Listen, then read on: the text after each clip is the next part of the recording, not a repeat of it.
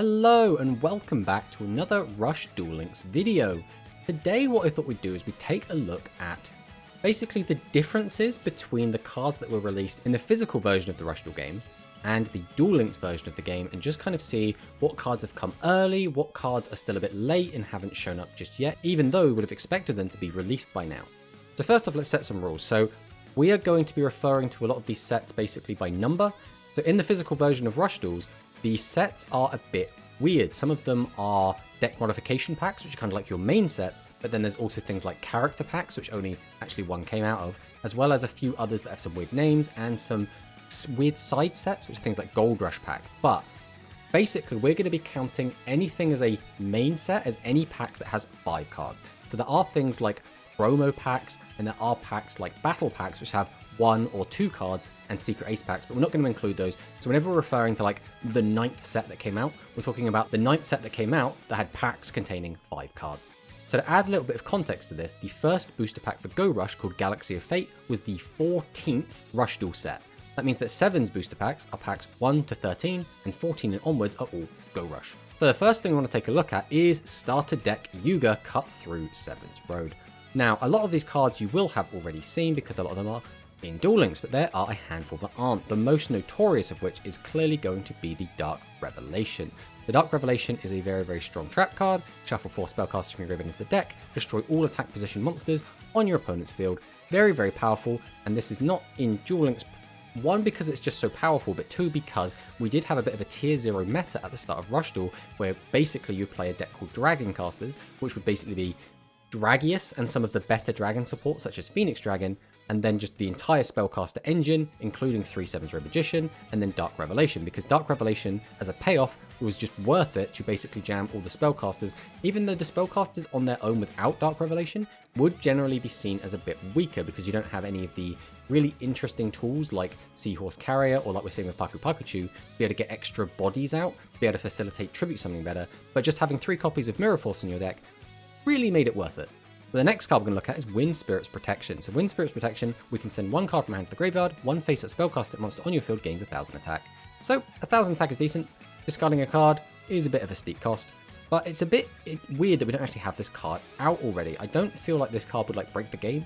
I think it's kind of fair because of the steep cost that it's got. So it is interesting, we haven't seen it yet, but I do expect to see it sooner rather than later. The next card we're going to look at is the Curtain of Sparks. Now Curtain of Sparks is a very good trap card, and I think realistically it should already be in the game, and that being because when an opponent's monster declares an attack and you have a spellcaster type monster in your graveyard, the attacking monster loses 500 attack.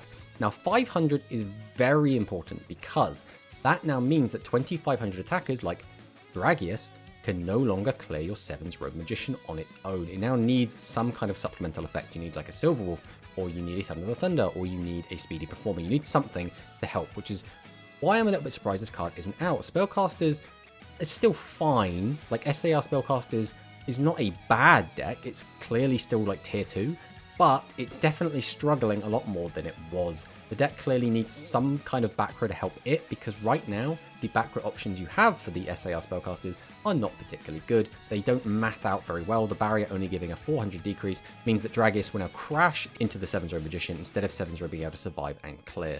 The next card we're going to look at is Shining Sharman. So Shining Sharman is the starter light spellcaster. So this was the first light spellcaster you'd use. Send this face-up card from the field to the graveyard. 1 face-up level 4 or lower spellcaster monster on your field can attack directly. Now, I guess I can understand why we don't have this card, just because there could be some OTK shenanigans where we only have 6,000 life points. I don't think getting to 6,000 would be particularly easy, especially with the level 4 or lower. But combined with the card that does give 1000 attack means this could have been a bit dicey. I'm not sold it personally, but maybe there was something here. Next up we have our Magical Stream. Magical Stream is basically an MST. This is if you have a spellcaster on the field, destroy a spell trap, and basically every type gets one. Now not every type. Fish, I believe, still do not have one. Rock doesn't have one. Dinosaurs do not have one of these, but most types in the game do have if you control this type, destroy a spell trap. Sometimes you can do something funny with the spell trap, like put it at the top of the deck, put it at the bottom of the deck, put it into the hand. The point is, most decks do get a back row hate card, and this is Spellcasters. And it's not surprising that it's in here, because again, the Dragon Caster deck could just play 3 Magical Stream and 3 of the Dragon equivalent, and basically have 6 MSTs in the deck, which means you then don't have to worry about your opponent's back row, and it gets a bit messy from there. So I expect this card to come out eventually, but I assume they will try and release all of the back row hate around the same time, because that way, not one type has a massive advantage over the others by having easy access to back row removal without having to play something like Hammer Crush, which has a bit of a steep cost. But yeah, that is it for the starter deck Yugioh cards. Now we'll go over and take a look at starter deck Luke Explosive Supremacy Dragius. Now, Supremacy Dragius is probably what people are feeling quite a lot right now in Duel Links. But there aren't as many cards in here that haven't made their way over. So we have the Dragon Inferno. This is effectively the Dragon version of the MST. It just pops a back row card if we have a Dragon monster, which is pretty decent. But the 2 cards that we're actually missing are the 2 traps. So there's Vengeful Dragon's Counterattack and Dragon's Encounter. So we look at Vengeful Dragon's Counterattack. When a Dragon-type monster on your field is destroyed by an opponent's attack, send 1 card from your hand to the graveyard to destroy 1 monster on your opponent's field.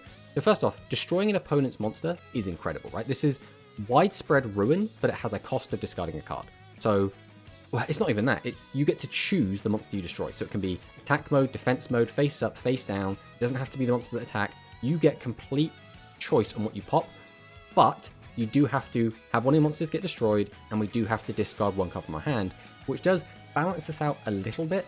But you can start to see how Vengeful Dragon's Counterattack was sort of the Dark Revelation for dragons. Now, obviously, it's a lot weaker than Dark Revelation, let's not pretend that, but that's why both of these decks had such powerful traps, because they countered the powerful trap that the other deck had. They were able to kind of keep up on power. So the next one is Dragon Encounter. So when your opponent normal or special summons a monster, you can special summon a Dragon-type monster from your hand face up to your field. So this is pretty cool. It means that if your opponent does normal or special summon a monster, and you just keep a high-level dragon in hand, you can cheat it out, which is very, very powerful. But as you can probably imagine, cheating out like a Dragius on your opponent's turn is pretty bonkers. Now, you basically want to be summoning out 2500 attack dragons, but we do get a lot more Geas dragons, which we'll be looking at in a little bit, which all do have 2500 attack. So this is really not difficult to just cheat out a 2500 dragon pretty frequently. And yeah, that is it for the cards not yet released. Obviously, we still have the Phoenix Dragon and the Dragius, which are limit 3, and that's because these 2 cards together, as we've already seen in Duel Links, are incredibly strong. Imagine if we had 3 copies of each, dragons would be even stronger than they already are. Next up, we're going to look at the first booster pack in Rush Duels, that being Deck Modification Pack, Hyperspeed Rush Road. Now, a lot of these cards are already in Duel Links. There are only actually 9 cards in the first booster set that are not currently available that you can just have. Now, there are some caveats to that, and we will go through them as we find them. But the first card we're going to talk about is Little D. Little D is a dinosaur monster with 1100 attack. I'm not sure why this card isn't in. I assume they're just going to bundle it in as a bit of chaff to go with some of the other packs that we get later, but Little D is a dino. We don't really need it right now. It's already been power crept by Mammoth Graveyard, which we do have access to, but Little D will maybe see some play if some of the dinosaur stuff comes out, just to be an extra dinosaur name, but realistically, I don't think this card is really relevant. I don't think I've even actually played this card before, and if I have, it was just for a joke, but Little D hasn't made his way yet. The next card we're going to look at is 1-Up. Now this is a trap card that is quite interesting. When a monster on your field is destroyed by an opponent's attack or their card effect, we can special summon a level 1 normal monster from our graveyard face up to our field. Now there aren't many times when we'd really want to do this, but occasionally I guess it can come up. It has to be when they're attacked or destroyed by a card effect, and this card can be used maybe to counter Dragius to stop that 2500 coming to your face. But level 1 normal monsters, I think the only deck that would play this would probably be the Beatdown deck with the Diabolic King Beetle, which does want to play a bunch of wimpy normal monsters. The next card we're going to talk about is Counter Cannonball. Now this card actually recently did see quite a lot of success in burn decks in the modern Rush game. But when an opponent's monster declares an attack, send 1 card from your hand to the graveyard, so again, quite a steep cost. Inflict damage to your opponent equal to the level of the attacking monster times 200. So obviously that's most of the time going to be a 7, but you can inflict about 1400 damage, which burn effects when you have 2000 less life suddenly become that much more dangerous, as we've seen in Speed by halving all of the burn damage effects so that you don't just immediately end the game. But Counter Cannonball, I don't know if they would halve this because it is 6000 instead of the 4000 we have in Speed, but it could get tricky, especially if we get some of the other burn effects that we would get released a bit later. The next card we're going to take a look at is Mountain. Now, everyone knows what Mountain does. When it's faced with the field zone, face-up Dragon, Wing Beast, and Thunder monsters gain 200 attack and defense. It's no surprise that this card isn't out yet, because you would basically be able to just slap this down and Dragus becomes 27, which is now bigger than everything, right?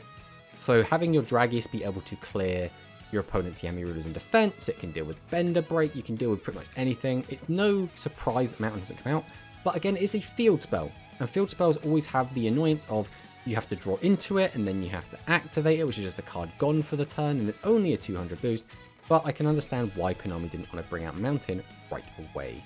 Next up is Faithbird. Now, Faithbird is a Wind 1500 attacker, so there already would be some demand for this card in some aggressive style decks, but this card also would gain a boost from Mountain, which is an interesting one. That means that Dragon decks in early Rush could play Mountain, boost Faithbird and Dragorite up to 1700 attackers, which is not bad. It's nothing crazy, but being able to have your beaters be stronger than your opponent's beaters is still relevant.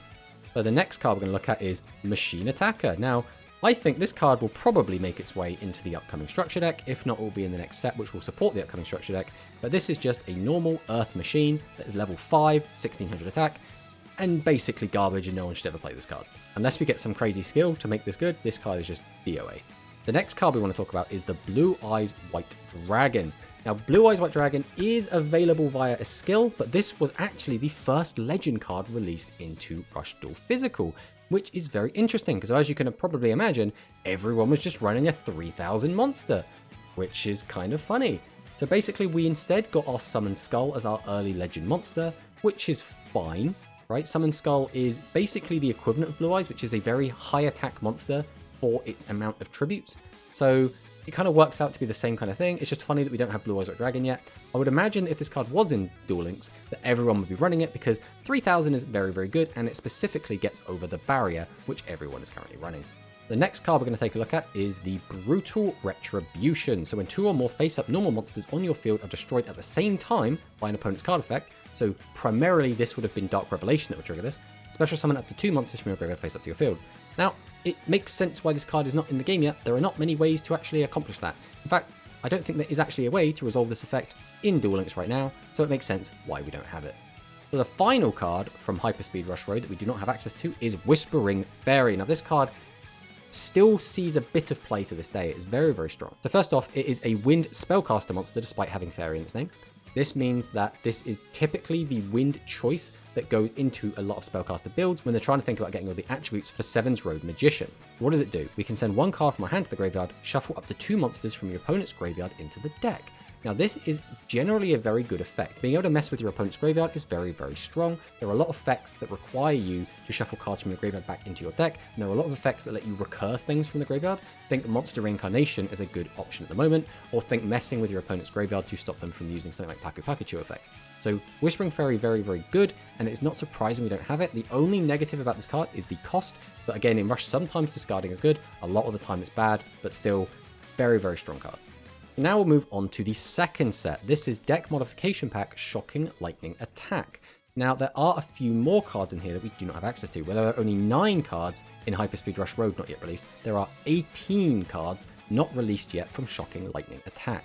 So if we go through some of them, the first one, Party Time Disco Ball. This is a very, very good trap. I mean, it's not a fantastic trap. I don't think this was something break Aquas, but this is something that does give Diankito a bit of extra punch.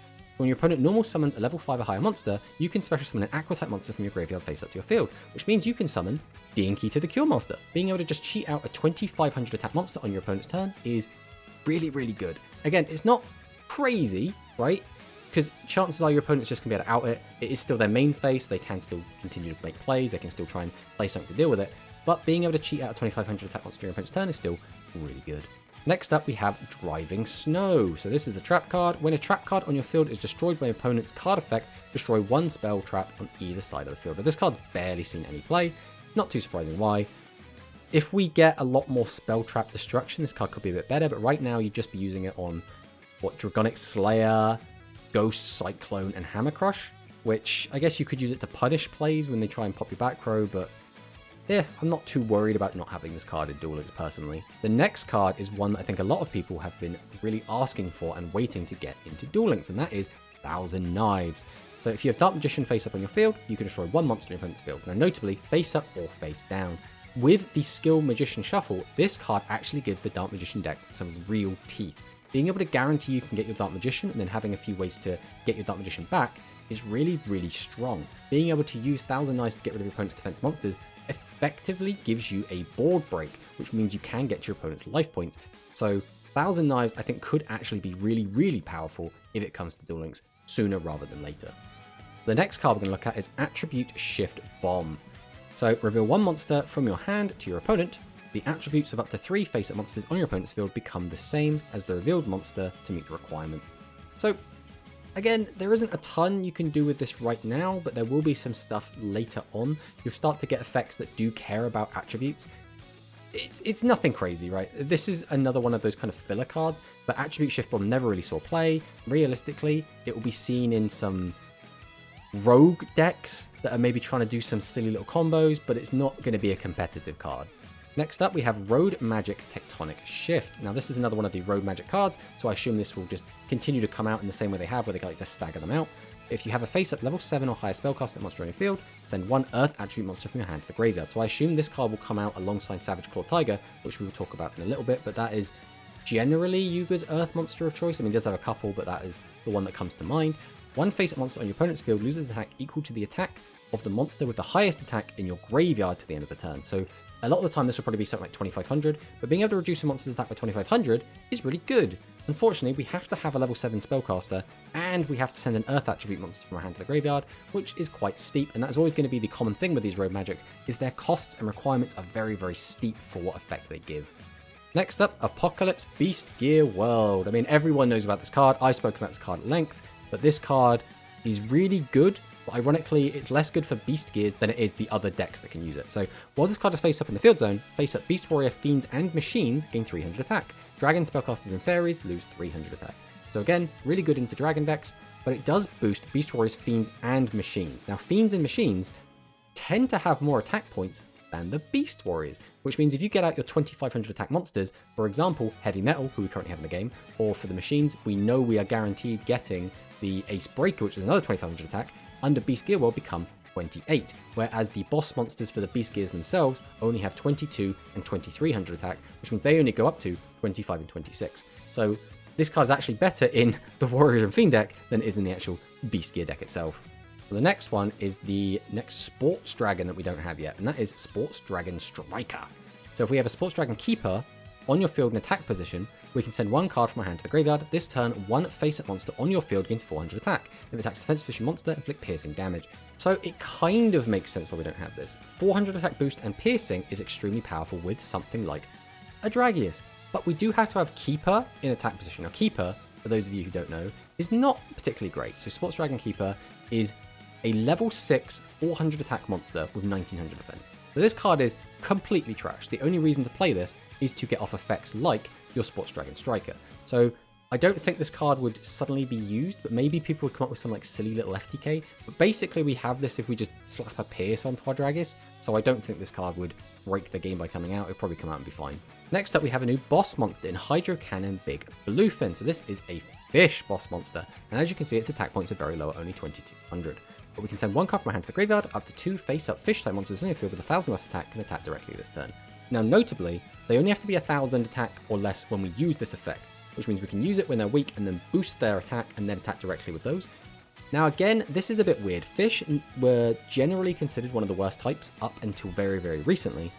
They tend to struggle a lot, but with the extra 2000 deficit that we have, being able to attack your opponent with possibly 2000 attack monsters directly could actually be very, very strong in Duel Links. We will have to wait and see when this card comes out how many boosting effects we actually have, but this could actually be a bit scary with the only 6000 life points. But other than that, again, this card's never done anything, generally quite bad, but it does get a fusion way, way, way in the future, which does actually make it somewhat playable. The next up, we have a trap card, Rage and Conspiracy, and this is another one of those cards like Phantom Bind, which is one of the very early trap cards that you would use kind of generically. So when your opponent normal summons a monster while you have 2 or more different types of normal monsters on your field, destroy 1 face-up level 6 or lower monster on your opponent's field. So being able to destroy a face-up level 6 or lower monster on your opponent's field is pretty good, right? Now, unfortunately, people don't tend to run a lot of 6s at the moment, outside of things like Gravity Press Dragon or the Clear Ice and Fire Dragons from the Ancient Arise deck.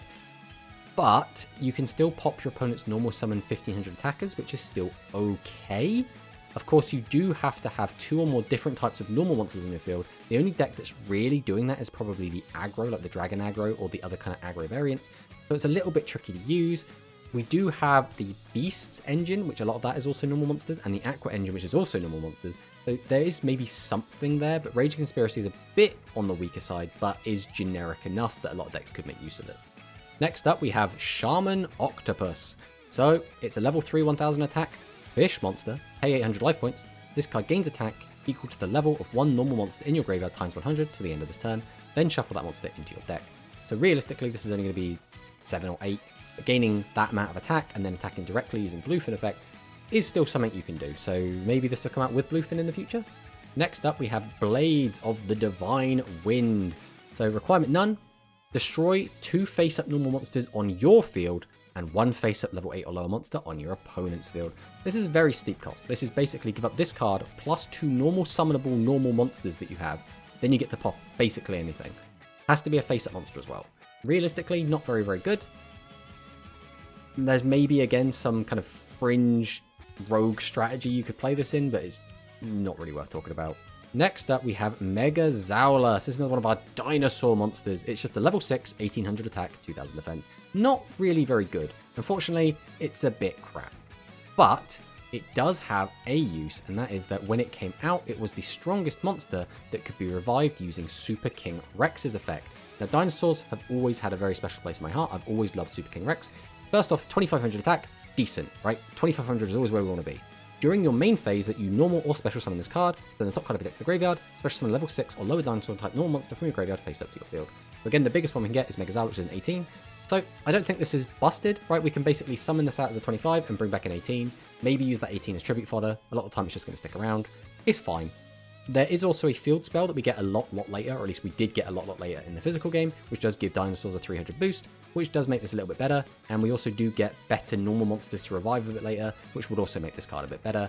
Super King Rex also does get a fusion in the future, which is fine. It's not a crazy strong fusion, but it's fine. I would really like to see this card come out sooner rather than later, but I wouldn't be surprised if we do just wait until we get the maximum or the fusion later and release it as kind of a big dinosaur package. That wouldn't be surprising at all. The next card we're going to take a look at is Seven's Road Mage, and this is kind of a theme. We do get a lot of Seven's Road cards that do come out. This is a Dark Spellcast 800 attack. Send the top card of your deck to the graveyard. 1 face-up level 7 or higher monster on your opponent's field loses 400 attack until the end of this turn. So 400 attack is relevant, right? That's basically a better version of Thunder the Thunder in some situations. Obviously has lower attack, and we do have to have a level 7 or higher monster on your opponent's field. We mill instead of discarding, which generally is considered better. But then it loses an additional number of spellcaster monsters in your graveyard times 100 attack for the end of the turn if we have Seven's Road Magician. So if we have Seven's Road Magician out, we basically get to weaken it by an extra chunk, which is really, really good and can be really, really good for closing out games.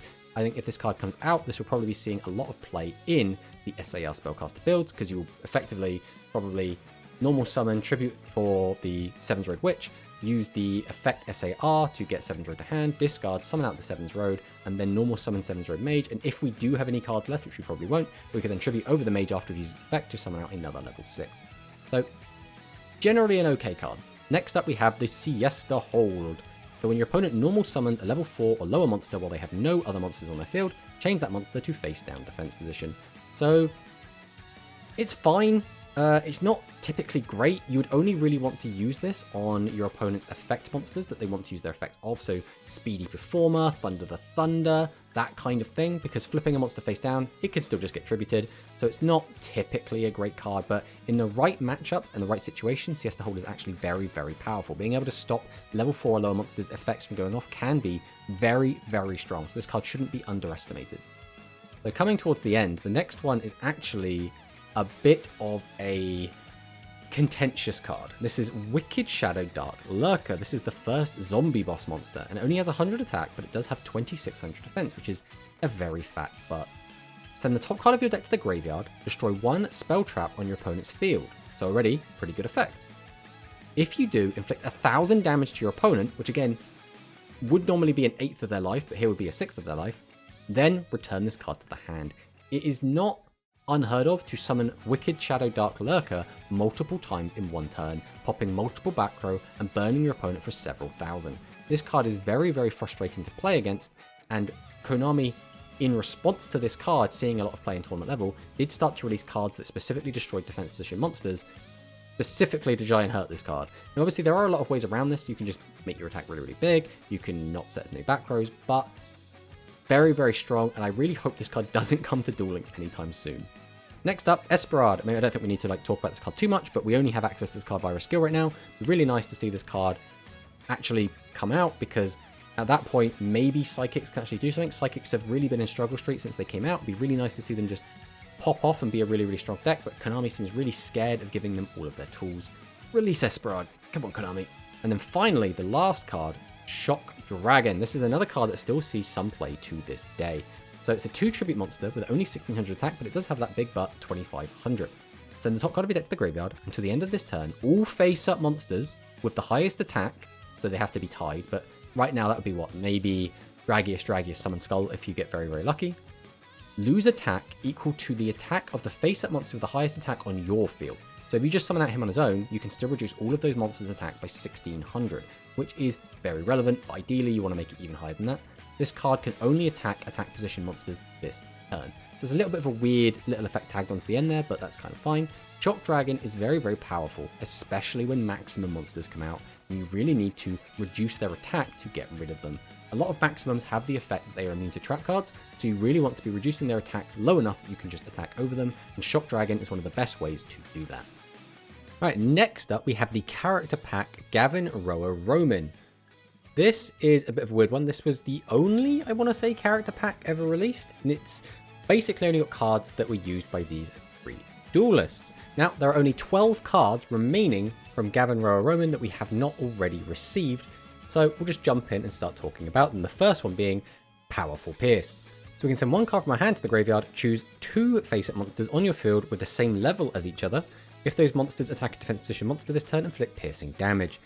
Now, this card's a bit wonky, right? Because if we get out like 2 Dragius, we can effectively have 4 piercing attacks, which is quite a lot. The other thing is that this works with pretty much any level 7s, and most of the very powerful cards in the game right now are level 7s, which can maybe make this card a little bit too strong. It's a bit of a weird one. It's definitely a bit of a weird one, but I don't know if the game is ready for this card yet. In its very simplified state, having a card like this could be too powerful, pun intended.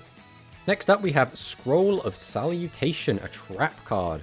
When your opponent normal summons a monster while you have 2 or more face-up level 5 or higher monsters on your field, return 1 monster from your field to its owner's hand. Also, you can change all attack position monsters on the field to face-up defense. So, this is a bit of a weird one.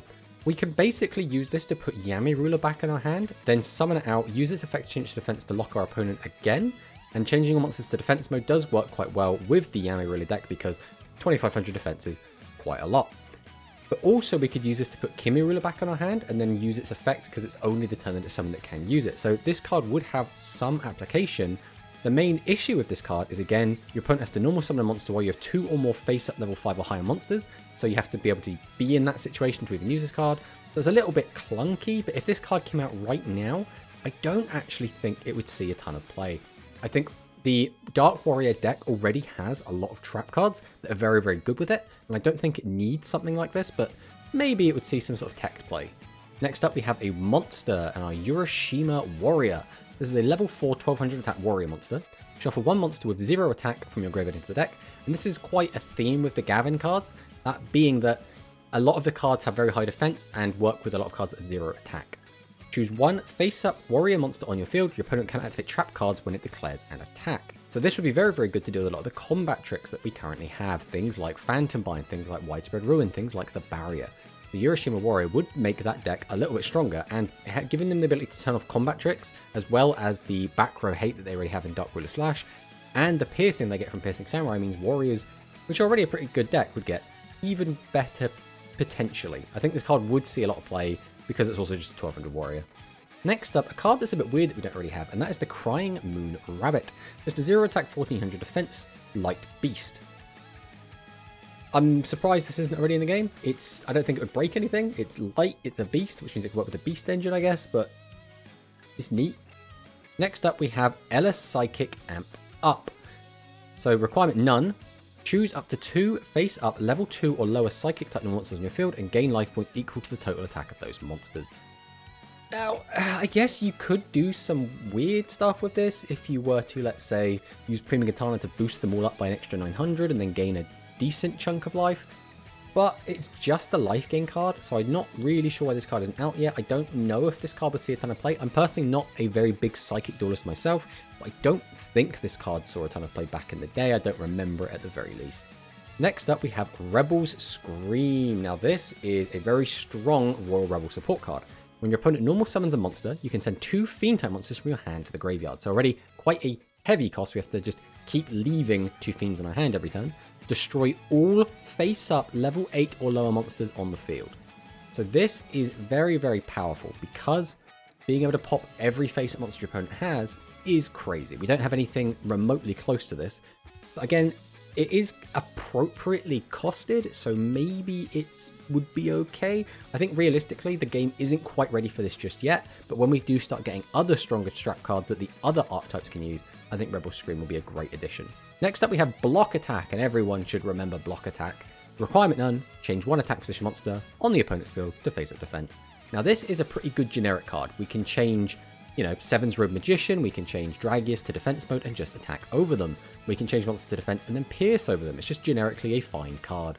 The main use that I got out of this card back in the day would be to change monsters to defense and then destroy them using the effect of Beast Gear Emperor Catapult Kong, which does need monsters to be in defense mode in order for it to destroy them. So it's a good generic card. I think this card would almost certainly see play. It just comes down to when it comes out. If it comes out right now, I think it'll probably see a bit of play. If it came out in a few sets time, maybe not. Maybe it would already be power crept.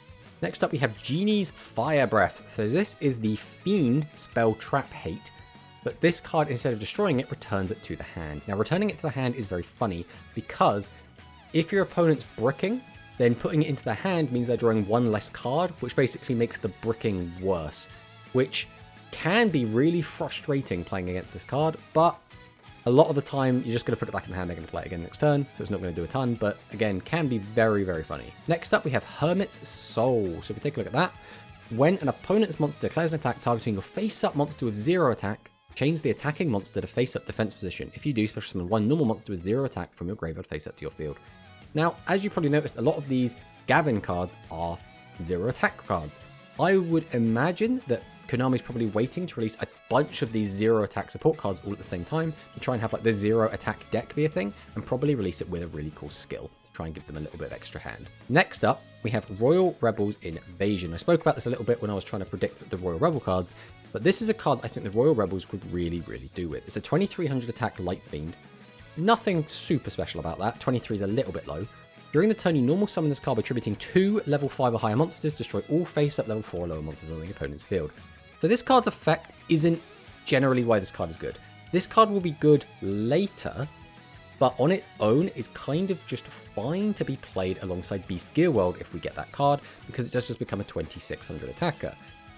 Other than that, this card is a level 7 Fiend, which again, when a card comes out later called Royal Rebels Echo, is really good to special summon this card. So this card will be a very important piece, but just because it's level 7 and really no other reason.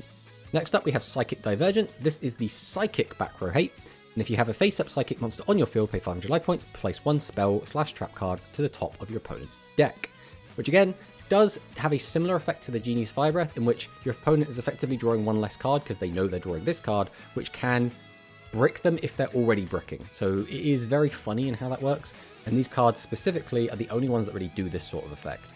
And then finally, the Euroshima Sage. This is the last card from the Gavin R Roman pack, and it's a 0 attack, 1800 defense. Change this attack position card to face-up defense position. Change 1 attack position monster on your opponent's field to face-up defense position, and if you do, it loses 600 defense, which is a pretty good effect. It being level 6 kind of sucks, but being able to change your opponent's monster to defense and lower their defense means you can easily clear over a lot of very problematic boards. So not a bad card overall, and it is one of those 0 attack monsters, which means it does have a few support cards that do work with it.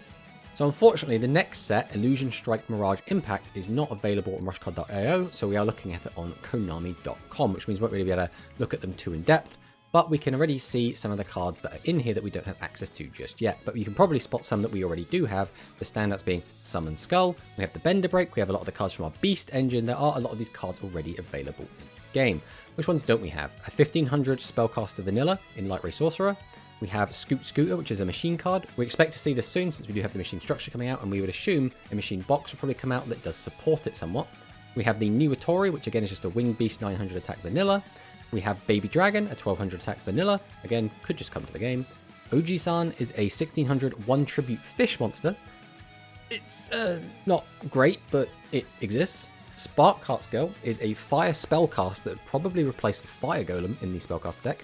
It has the ability to set sparks or curtain of sparks from your graveyard to your field, so not really that bad. We then have Savage Claw Tiger, a very interesting one. This is a level 7 Earth Beast Warrior that we can send the top card of the deck to the graveyard, and then it gains 400 attack for every level 7 or higher monster on our field, so this guy can get pretty big.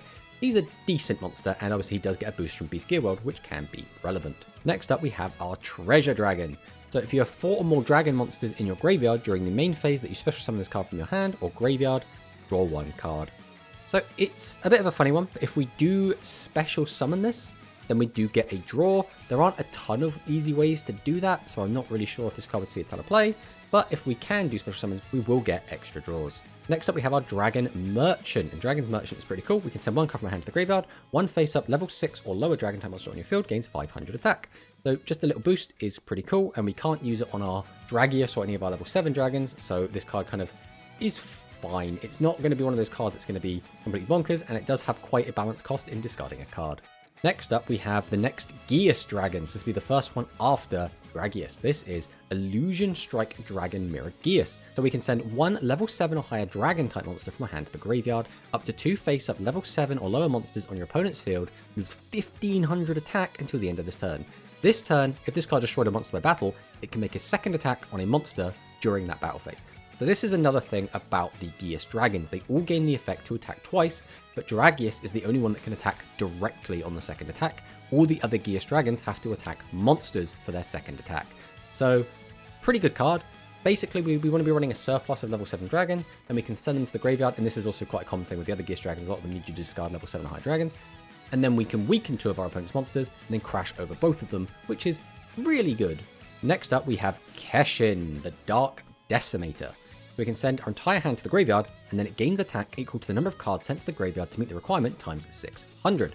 So that's pretty funny, right? If we send 5 cards, this guy goes all the way up to 3000 attack, and he has 0 attack and 0 defense, which is good if you want to use the 0 attack support cards, but it is level 5, so we do have to tribute to get this thing out, so it's not always going to be super reliable, and obviously emptying your hand and ending with a 0 attack monster is never going to be great. Next up, we're going to be talking about Printing Presser. This is an Earth Machine monster. It has 2300 attack, level 8. Send the top card of your deck to the graveyard. Your opponent excavates top 5 cards of their deck. This card gains attack equal to the number of excavated monster cards times 100 until the end of this turn. Your opponent places the excavated cards on the bottom of your deck in any order, which means the maximum this card's going to get is an extra 500 attack, but 28 is still pretty cool. Unfortunately, it is a bit RNG dependent on how much you get. If you don't get at least 3, this is going to be pretty bad, but on average you should be hitting about 3 to 4, depending on the deck you're playing against. It's not the greatest card in the world, but notably it is a machine monster, which means it will get support with any machine support we get, as well as if Beast Gear World comes out, this guy does become a 26 on its own without even using its effect, which is pretty good. Next up, we have Extra Spice, the Noodle Ninja.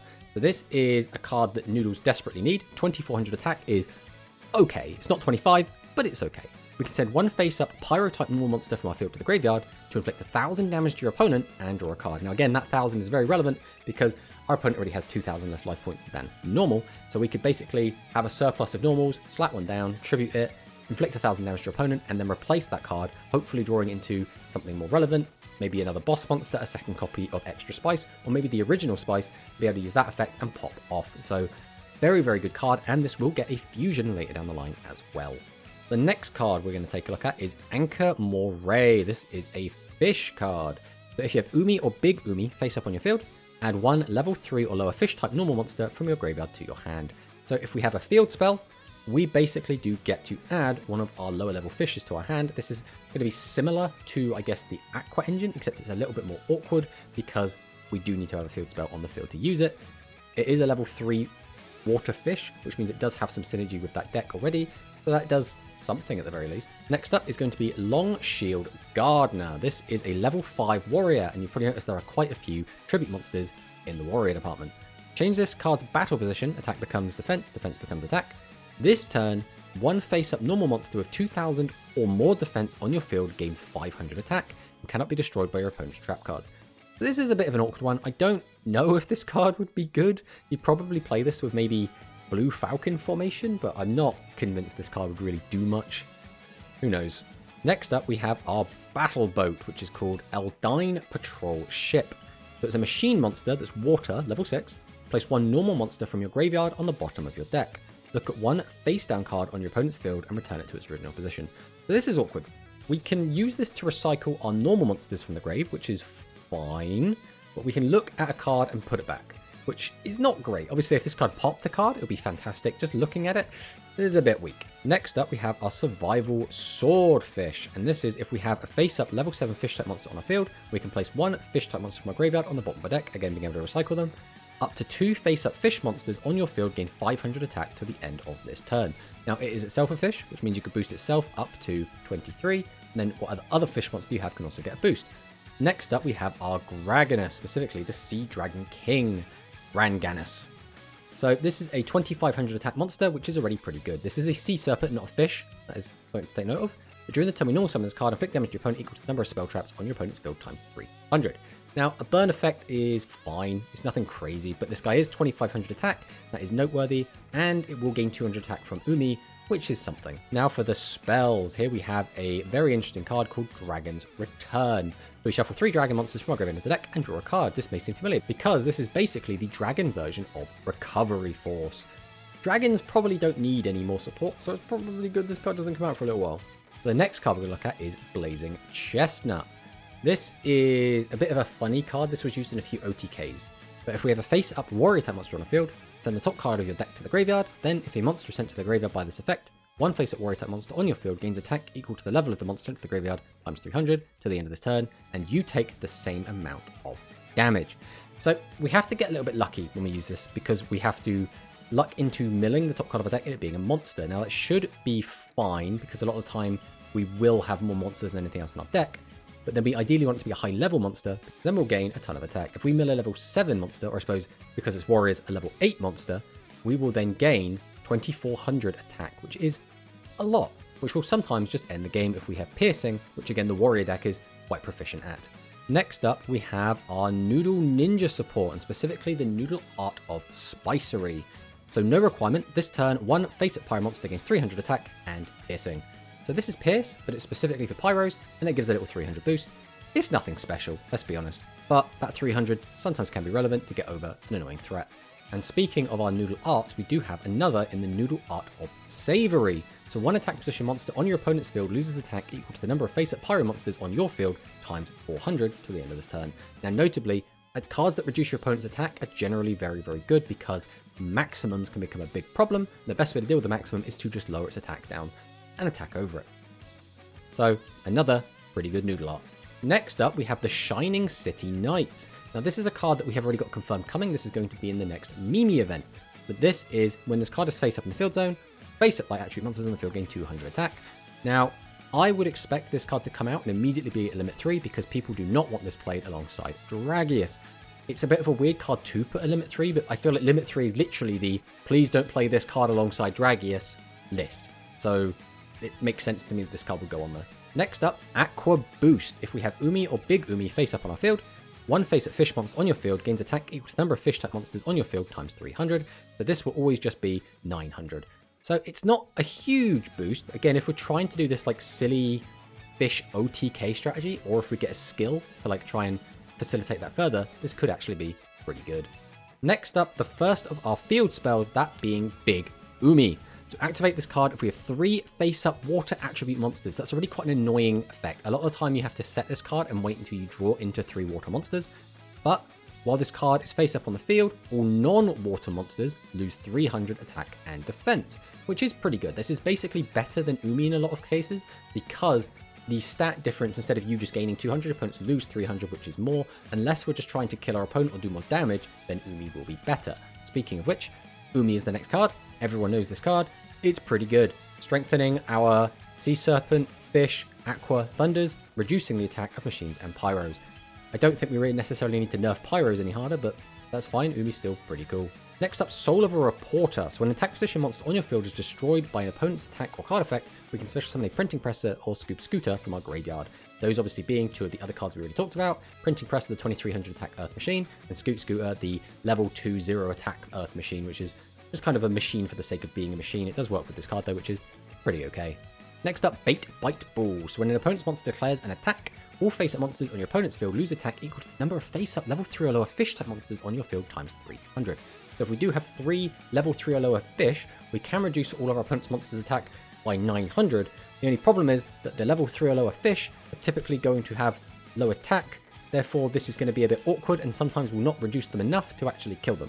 So it's a little bit tricky, but it does reduce all of them. So if we have multiple Bait Bite Ball, we can disincentivize our opponent from attacking, and it does last until the end of the turn, which is pretty good. Next up, Counter Shield. When your opponent's monster declares an attack targeting your face-up normal monster, shuffle one normal monster with 1000 or more defense, which is a little bit awkward because that means you can't just use it with the 0 defense 1500 attackers. From your graveyard into the deck, the attacking monster loses 1000 attack. So this is fine. This card is good to support normal monsters, but I think we're already starting to get to the point where people are trying to play as few normal monsters as possible and only including them in specific engines or to be 1500 beaters. Next up, Counter Pigeons. When an opponent's monster declares an attack targeting your attack position winged beast type monster, the attacking monster loses attack equal to the level of the attacking monster times 100. So let's say a drag is attacked with its 2500 attack, level 7, it loses 700 attack and will drop down to 1800, which will now make it probably crash into something and die. So Counter Pigeons, pretty good support for the wing beasts. That being right now, the only real wing beast deck we have is the Lightning Bolt Condor, but eventually we will get some more wing beast boss monsters and this card will be even better. And finally, we have Faulty Fire. So when a spell or trap card on your field is destroyed by an opponent's card effect, destroy one face-up level 6 or lower effect monster on the opponent's field. This is another card that will punish your opponent for popping your back row, but popping level 6 or lower effect monsters is a little bit weak most of the time. If this could hit level 7s, it would be fantastic, and it only hits effect monsters, which means your opponent does have normal monsters. It won't work on them, but this card is fine. But that is it for all of the cards from the first 4 sets that we've got. And primarily, the card pool we have in Duel Links at the moment is comprised from these first 4 sets. The next time, we will take a look at the cards we have that we've gotten early and see where those cards came from. But thanks for watching, stay tuned for the next episode, and I'll see you next time.